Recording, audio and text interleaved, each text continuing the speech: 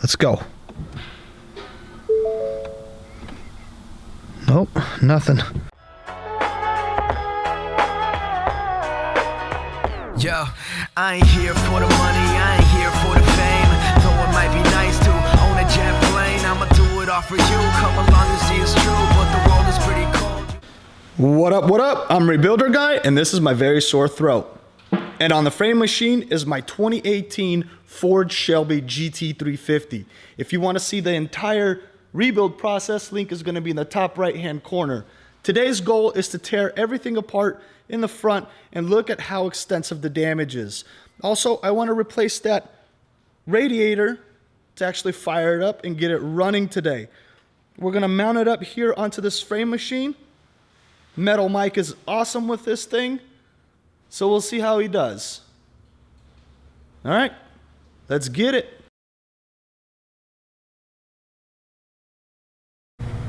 All right, the damaged pieces were removed. Here's the damaged frame rail here. I think the camera makes it look 10 times worse. Metal Mike said not an issue. The apron here was pushed up as well. So this AC condenser here is bowed out, but still holds Freon. I don't think I'm going to save it. I'll just get a new one.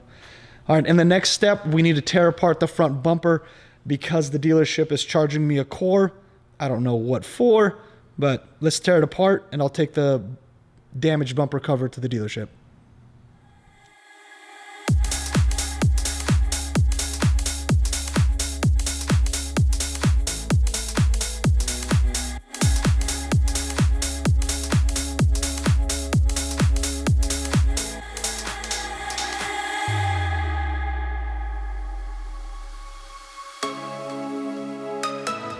All right, I feel like a kid on Christmas morning. Got a front bumper here, radiator core support, left side headlight, and a quart of paint, which I think is gonna be enough for this job here. You know what's so funny is that these two grills here, these are damaged, but two new grills like this cost 3 times as much as this entire bumper. It blows my mind. All right, Metal Mike, do your thing.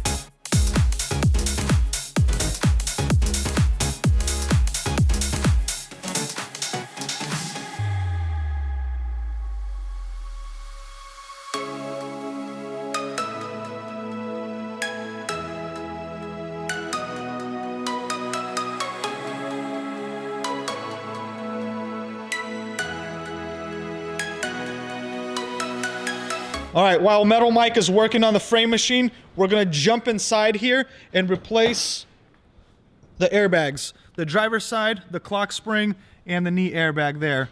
We also sent out the airbag module to get reprogrammed to Airbag Systems. Big shout out to them. They're located out of Dallas. I'm gonna link them down below. Great guys, really quick turnaround, very happy with the result. Got the clock spring here and got the knee airbag here. And this is probably the most expensive airbag I've ever bought in my life. And once I cut this open here, no more refund for me. So let's see what it looks like. All right. It's kind of hard to do this with one hand. Okay.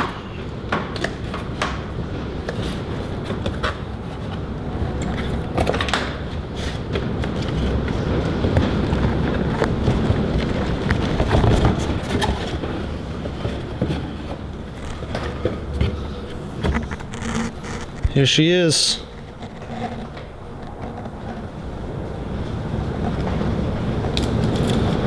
Unfortunately, I couldn't find anything used, so I had to buy it new.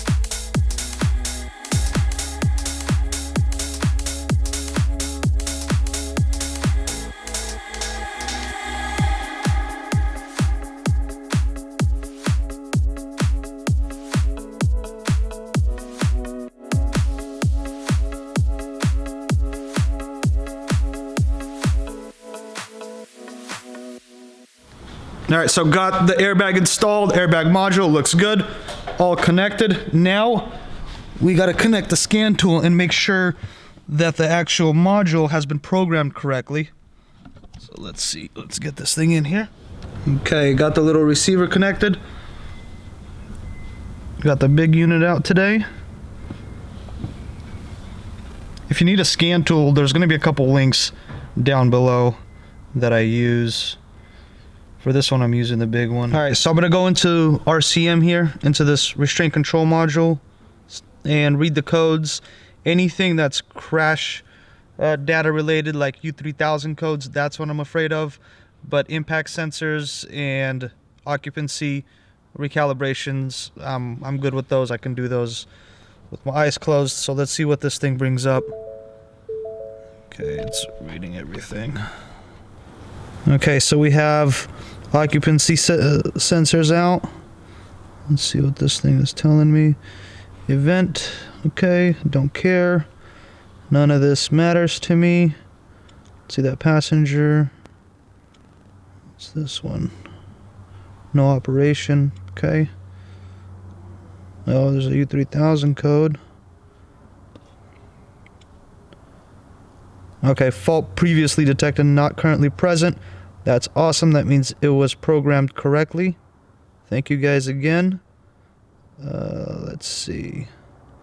Let's erase these codes. Engine off. Yes. Yes. Okay, airbag light came back on again.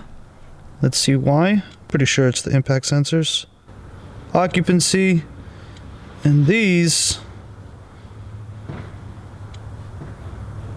Failure type 93, no operation. Okay, I gotta figure these out. I think these are the crash sensors. Yeah, restraint sensor, and occupancy sensor. Easy peasy lemon squeezy. All right, let's go see what Mike has been doing.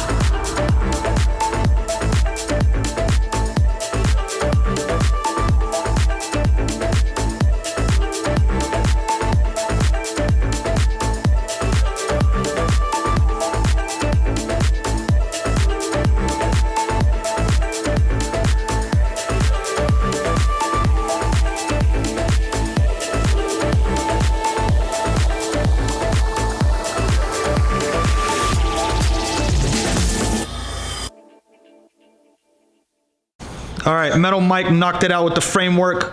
This frame rail looks awesome. I asked him not to cut, and he managed to do that. I'm very happy about that. Looks just like OEM. Perfect. This apron also got repaired, got pushed up. There's a little bend here, but there's going to be a little jack that goes inside there, and it's going to get pushed out. I'll show you guys later. Right now we're going to put in the radiator support, fill it up with water. We're going to put on some headlights, the reinforcement bar, and get this thing started.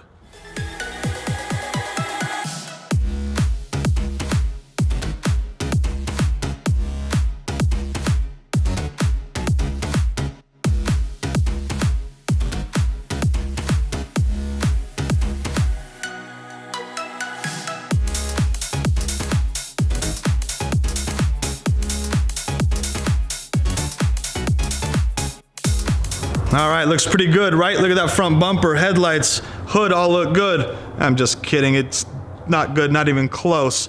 See this big old gap? It's still there. This is somewhat okay, but then look at this gap as well here. That's terrible. And the problem is this radiator support. It's from a regular Mustang GT, not a Shelby. We have the correct one on order, but because it's been taken so long, we needed to use this one. We knew the points matched up correctly, but this section here is elongated on the Shelby carbon composite radiator support. But yeah, once we replace this, everything's gonna fall into place and we'll be driving it soon. So in the meantime, let's fill up this radiator reservoir here and fire the car up.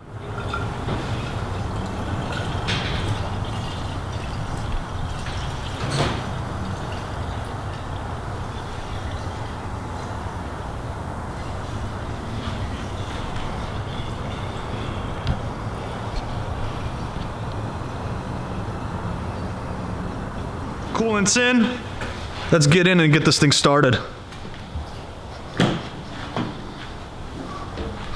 All right. I feel so good in here. All right, you ready? I'm ready. I'm born ready. That clutch feels kind of soft. All right, let's go. Nope, nothing. You want to put a jump box on it? All right, jump pack is on. Let's try this again. Come on. Oh, no, that's the other way. All right, let's go. Fire. Nothing.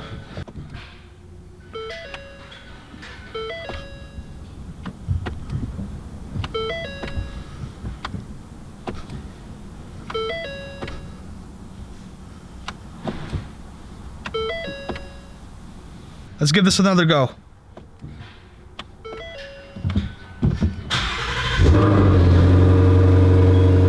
All right.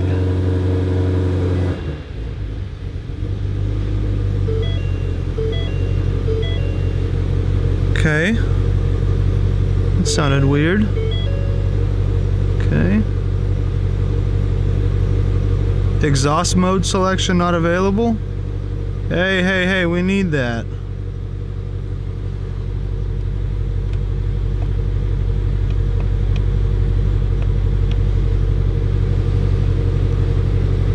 Okay, so it's not letting me go into...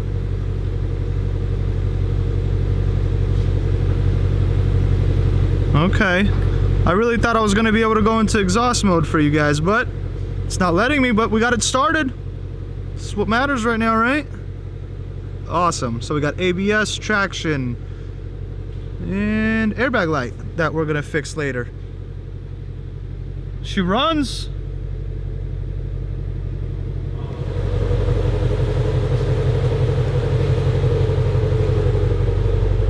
She's alive.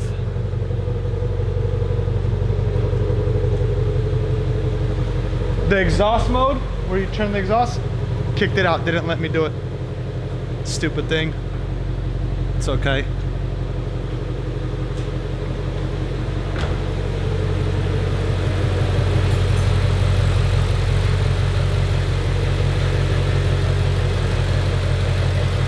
right, the reason why we were having such a hard time getting this thing started is because of this aftermarket connector here, and these wires here are not liking this, so I'm probably gonna have to rip all that out. Junk. All right, it's a little bit warm now. Let's hear some revs. Look at that big old throttle body. Just a little bit.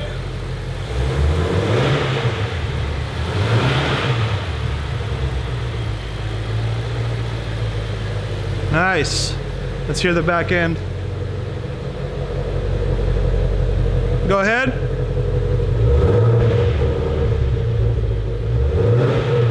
A little bit more.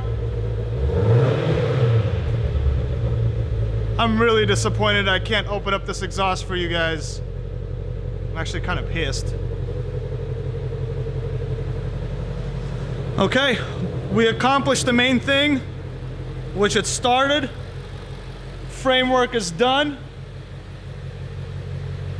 We just got the little pieces left, like waiting for that radiator support.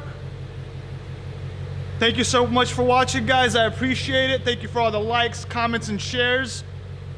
I'll see you guys in the next one. Peace.